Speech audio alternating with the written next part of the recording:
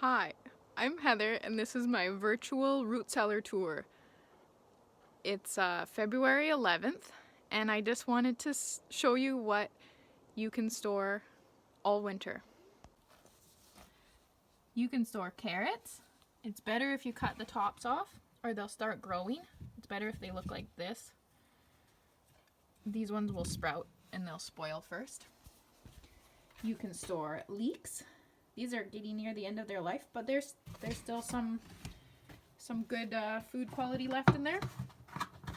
You can see there's about an inch at the bottom of these Rubbermaids of sand, and that helps prevent the vegetables from sitting in a pool of water, but keeps it nice and humid. Beets, salad turnips,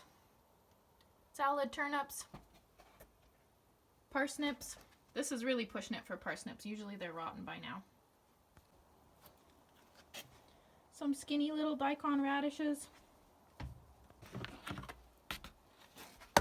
Nice big cabbages. The outer leaves are a little bit yucky, but they're still good inside. And look at this purple cabbage. It's totally fresh. And also Napa cabbages and potatoes. And this is our root cellar, the purple cave. In the root cellar, it's between 0 and 2 degrees Celsius. Everything's stored in Rubbermaid bins.